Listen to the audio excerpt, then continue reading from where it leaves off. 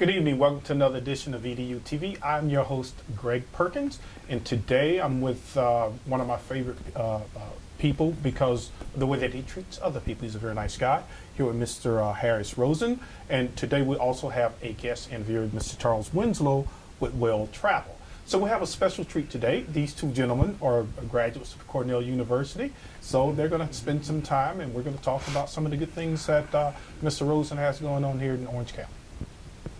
So I have to say that since you went to Cornell, you obviously value education. Can you just talk more about your role and why you decided to invest in some of the neighborhoods, Tangelo Park and Paramore here in Orlando? Yeah. Well, interesting that you mentioned Cornell. They made a terrible mistake accepting me. I don't know. Still, the family is wondering how in God's name did he ever get there. You know, we had a tough time getting him into high school. Yeah.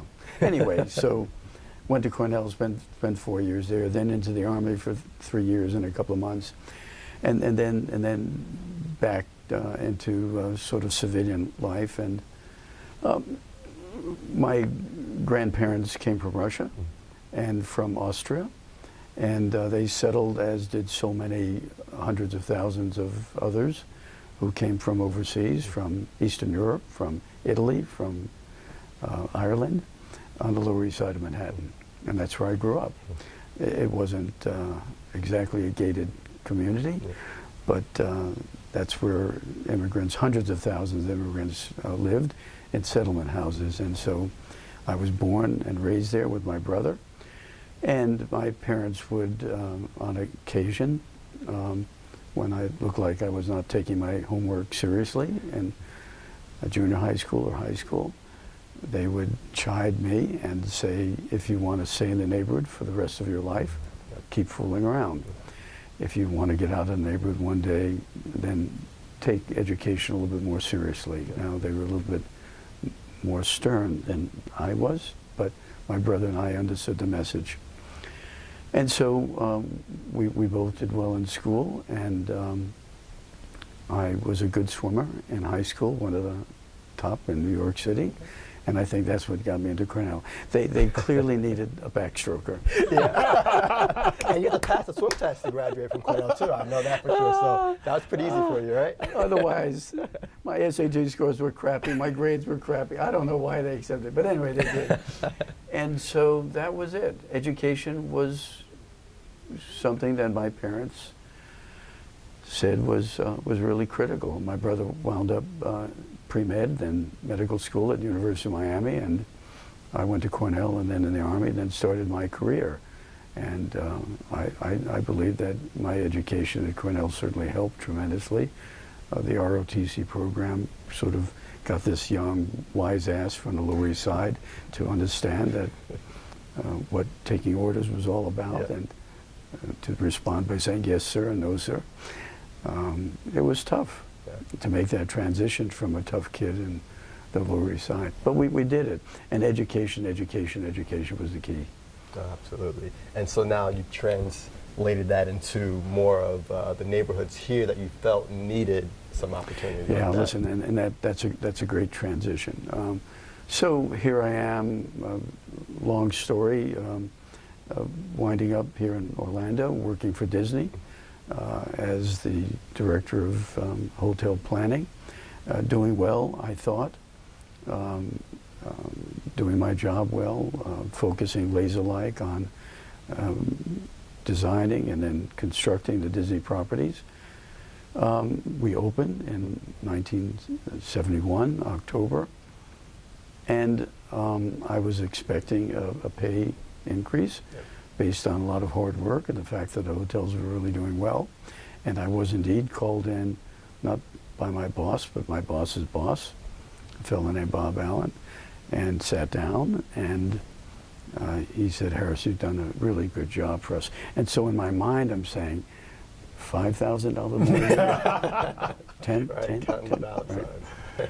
I was making, I think, $18,000 at Disney.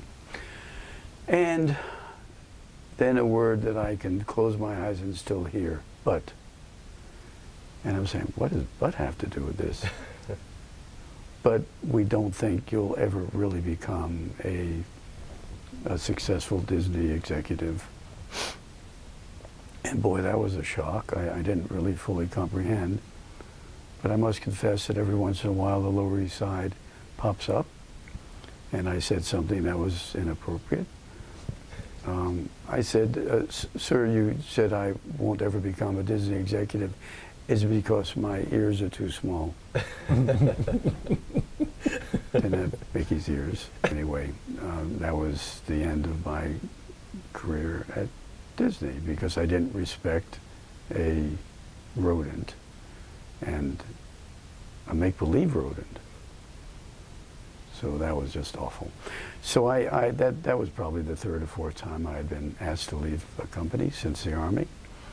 And I decided that I had to do something myself, and that's when I started looking to buy a hotel, even though I really had no right. I had limited resources and had never really bought any real estate in my life. So you took a leap of faith. Yeah. Leap of faith. And so fast forward that you're a successful entrepreneur, hotelier, you see a couple of opportunities to give back. Can you talk more about how you found out to do something Yeah, like that? I mean, God has been so good to me. So I kept thinking as I achieved more and more success, from this little hotel to another little hotel to another little hotel, another little hotel. And then I said, no, Orlando one day is going to be a great convention destination. Everybody thought I was nuts, but it certainly was proven to be correct. And sitting at my desk right before we opened the Rosen Plaza, I said, I have to say thank you, God, and I have to offer a helping hand to those people in need. So I called a couple of friends in, Sarah Sprinkle and Bill Spoon. I think Dr. Phillips is named after Spoon. I think he was the principal there. And Sarah Sprinkle was a very highly regarded preschool educator, and she was an expert. And so within a relatively short period of time in my office, right here, we created what is now referred to as a Tangelo Park pilot program. It's no longer a pilot, Tangelo Park program. Free preschool, because Sarah said that was critical. Free college, so that the youngsters had something to shoot for. Yes. And so mom and dad would really emphasize doing well in school and doing your homework and listening to the teachers and all of that. So when a child is born in Tangelo, free preschool, free college. It's amazing. Now, it's public college in Florida, but still there are some wonderful public colleges in Florida. Free community college and free trade school. So higher education is paid for. And we did that because, as I said, I've been blessed, and it was the right thing to do. And so 25 years now, and Tangelo has provided 300 college scholarships. The graduation rate from college in 4 years is 78%. Crime in the neighborhood down 65%. The sheriff shared with me several months ago that he now considers Tangelo Park to be an oasis. He said, Harris, I got to tell you this, there's less crime in Tangelo than there is in most of the gated communities in Central Florida. And so we have changed the neighborhood by doing one very simple thing. We have infused hope where there was no hope. And it's so easy. And so now we're going to do the same thing in Paramore. Different. Paramore, there aren't any single-family homes. So we said, oh my God, what do we do? Because in Tangelo, we would ask homeowners, do you mind if we take one little portion of your house and at our expense create a beautiful little one-room school for 6 children? And everyone was excited about that. And so we have 10 little preschools as part of single-family homes. Wow. And the caregivers are generally homeowners, Okay. and they're certified. And it works so beautifully. I mean, you go to Tangelo and talk, and I love to do it, talk to the kids, 2 years old and they're reading and writing. Wow. I mean, my dear God. And so I go to the preschool graduation every year. That's a highlight of my year. Awesome. And I'm there. And the kids have their little caps and gowns, and my job is, as they come by, to shake their hand and to move the tassel from one side to the other, and to give them their diploma and say congratulations.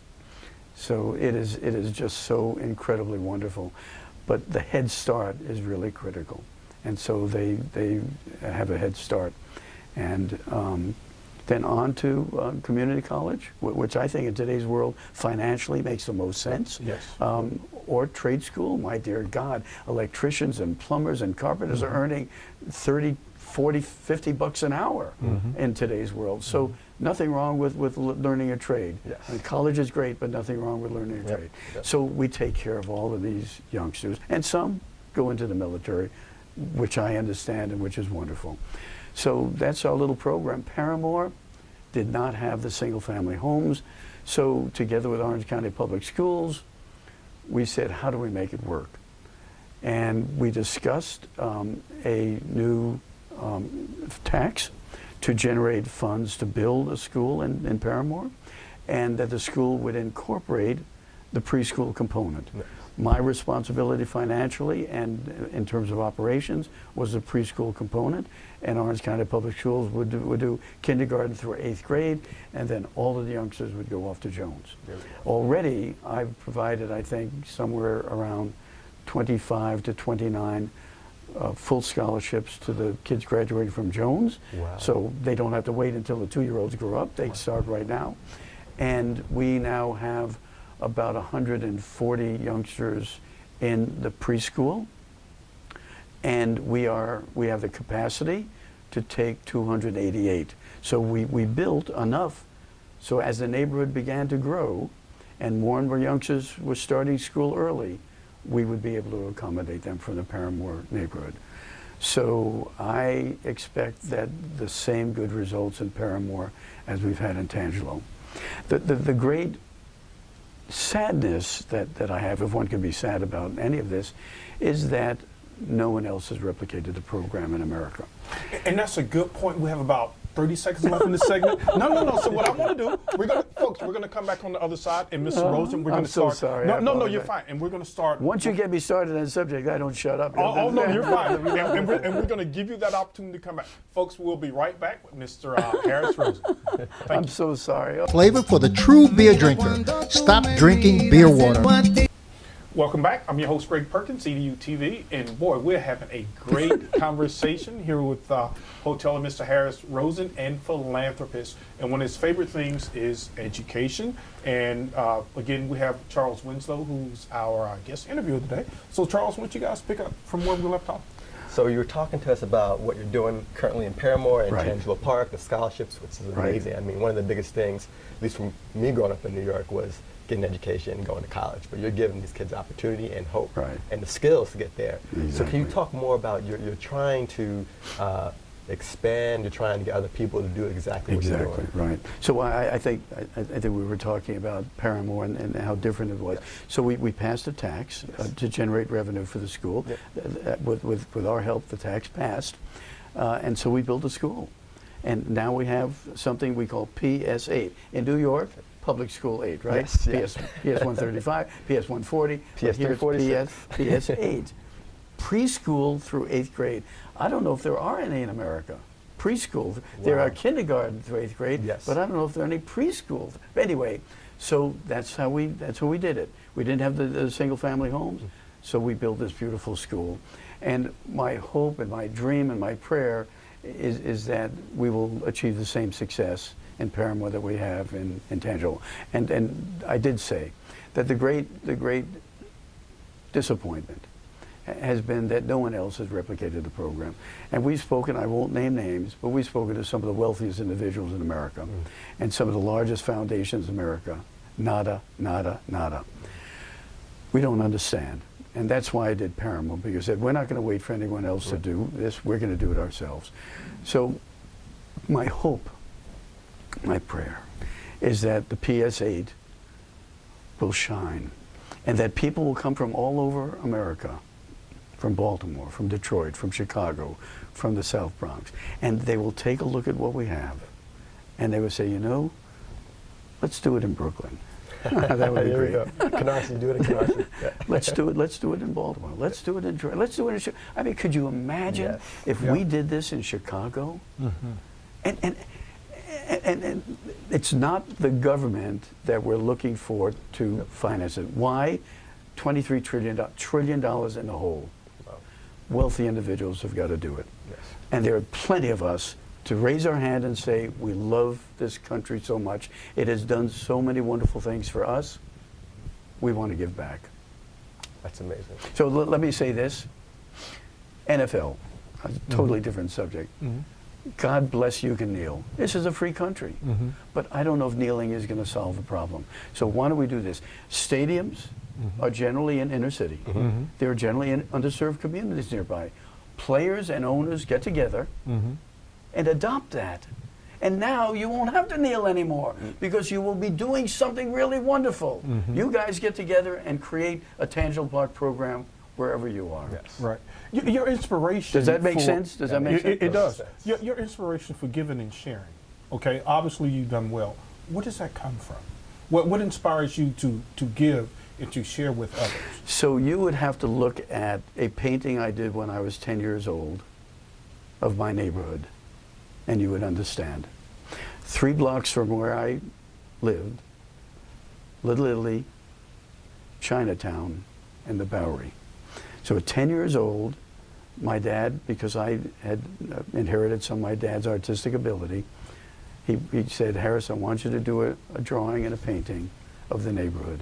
So you look at that painting and you'll understand why I do what I do, because that was my neighborhood. So we can do that, can't we? Yes. Yeah. We will show you the painting I did when I was 10, and you'll say, this is where Harris grew up. And I'll tell you a funny story.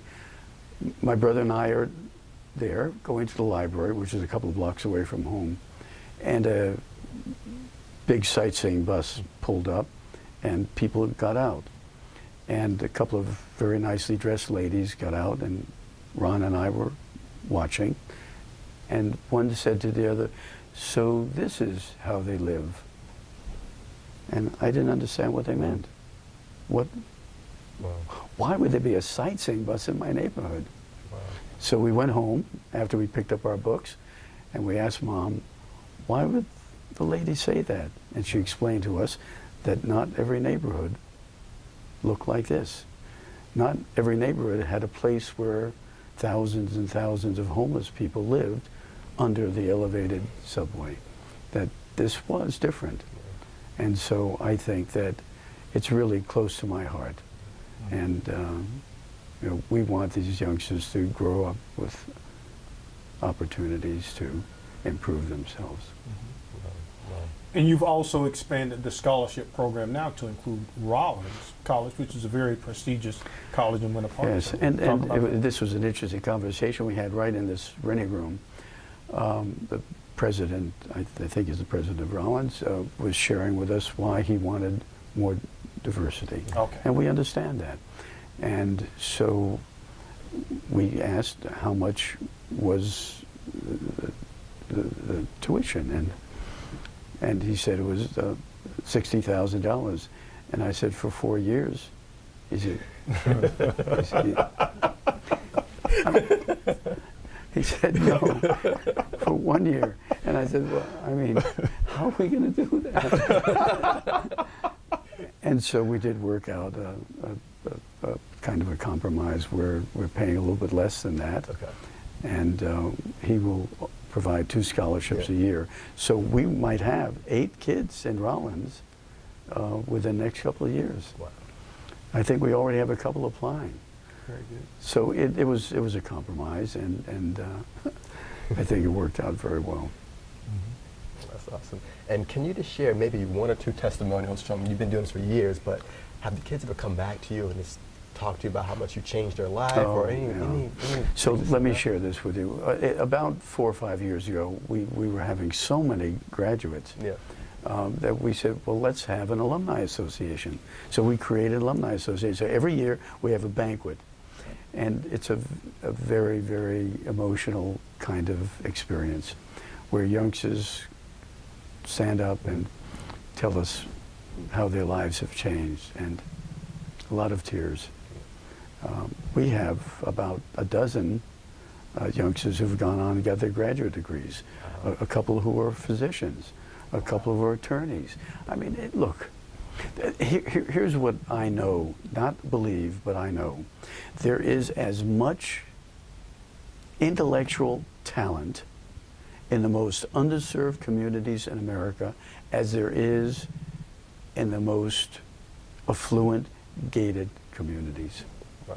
If I'm right, we are wasting so many minds. What is it, United Negro College Fund says? A mind is a terrible thing to waste. We are wasting, we can't afford to do that. Yeah, and it's a quote by Wes Moore, he's an author, that said, potential is universal and opportunity is not. So there's these kids So that that's can right. see And boy, opportunity. that's a great point, because we know there's income inequality in America, and that's going to happen. Yes. Some people are incredibly talented, athletically, intellectually, in any way. So there's going to be that inequality. But what we cannot ever tolerate is education inequality. Yes. Especially in a nation that has as much money as a But okay, but forget about the public sector. The private sector has to step forward and do the right thing. Well, why do you think that more people aren't stepping forward? Is it political, or maybe they're just not into helping other people? What do you think about that? I have an idea. Okay. I'm not going to make any friends with what I say right now. We don't really understand. We think it may be that the wealthy individuals and large foundations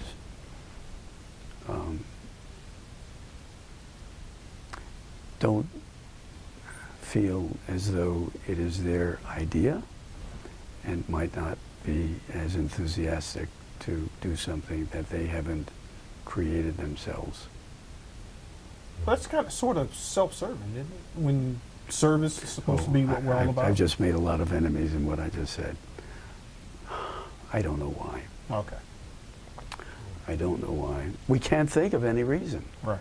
The results are amazing. The data we have is amazing. Right. Because there are yet- only so many cars and mansions you can buy at one time, and so why not? And I guess people can do what they want to do with their money, but I would imagine if I came into a whole lot of money, I'd help people too, because that's part of being blessed, is to being able to share with others. Not everybody feels that way. This is true. And even the large foundations, they kind of do things that they want to do. And hopping on somebody else's train might be something that you feel a little bit uncomfortable doing. And you're even taking it beyond the shores, right? I understand that maybe in the future you'll be doing something in Haiti, or have done something with education. Well, a third of our associates are from Haiti, and so we love our brothers and sisters from Haiti so much that for a number of years we've been doing various projects in Haiti. Oh, okay. And I understand you have one of your associates. She's going to be helping you out with a project. Her name is Eldine, and we're going to be talking with her after this segment. Can't wait. So, go ahead. No, can't wait. No. Oh, okay, okay, yeah. Folks, we'll be right back. We'll be talking with Mr. Rosen's associate, Eldine, and the great work he's done. Thank you, sir. It was so great Well, seeing you again. thank you so And much. keep up the good work. Thank I'm so you. proud of you. Thank you. I don't say I'm so proud of you, but no, I mean, I really like the work that you're doing, sir. I appreciate you. I seriously. appreciate that. Okay, we'll be right back, folks. I am for the child who's had 7 addresses in a single year because she's in foster care, because her father abused her. And her mother couldn't believe her. She is the child I am for. I am a volunteer child advocate. I am you. Florida residents call toll-free 866-341-1425. And we're back with Mr. Rosen, and we have Aldine. So we were talking about Haiti earlier. Tell us more about your work there. Aldine, talk about that. So, like Mr. Rosen said, we've been working in Haiti for several years now, about 15, 16 years. We've done school supplies, medical supplies. We did a huge water purification project. We sure did, right.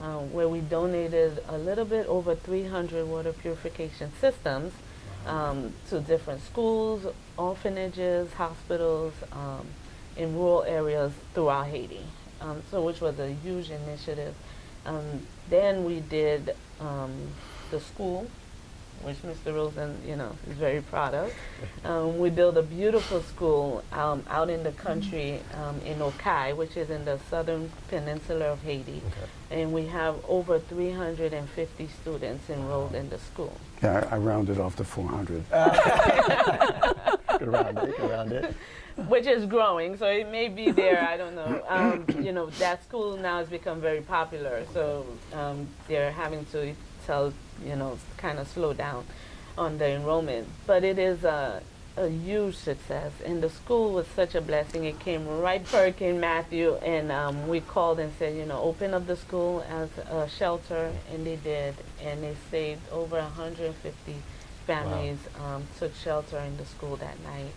And they saved a lot of people's lives. We lost a lot of people in that area of Okai. So the school was just a blessing, and it came right on time. And after that, we had so many of our families at the school that lost their homes. Then Mr. Rosen decided that it was appropriate that we would help build homes, which is something we've always wanted to do. That's right. So we partnered with Food for the Poor, and they built the homes for us. So we built 94 new homes, 2-bedroom, small, nice family home, about a little over 500 square feet. And we repaired 11 homes for families of the students that attend our school. So which is a huge initiative.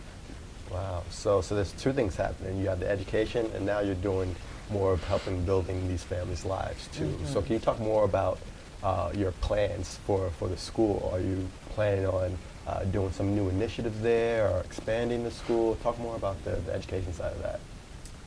I'm not sure. Yeah, I think what we've essentially done is left the educational component up to the teachers there and the folks that are running that school. We try not to get involved. We built the school according to their specifications. Food for the Poor did a wonderful job in supervising construction, and we essentially, paid for it. We decided to help rebuild the community because it was so devastated by Matthew. And initially, I thought that we were going to be doing mostly repair, but as it turned out, we did mostly replace, which was a little bit more expensive, but it was the right thing to do. And what is so wonderful now is that people, there was a photograph of each individual homeowner with his or her family standing in front of the new home, holding a picture of the old home. And it's really unbelievable.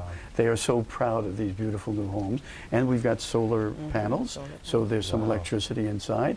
The homes were built with cement block, and so we understand they will withstand winds over 150 miles an hour, and so they would have withstood Hurricane Matthew. And so I think essentially we have changed our lives in that regard. So we're going to go over there for a couple of days and officially dedicate the school, although it's been open for about a year, I think. We'll dedicate it, maybe do a little ribbon cutting, whatever. And then I think the homeowners want to say hello to me, and I think we'll take some time and take a look at the homes, and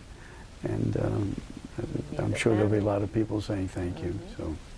Yeah, they're very excited about their new homes. We've had so many people say, how much of a blessing the homes are to them. And when you see where they were before and where they are now, it is, it's like coming from Brooklyn into a gated community here in Orlando. So it's a huge change for them. And I think the families are very, very excited. Awesome. And thank you so much for the work that you do, Mr. Rosen and Aldine. This has been EduTV, and thank you for watching. Take care.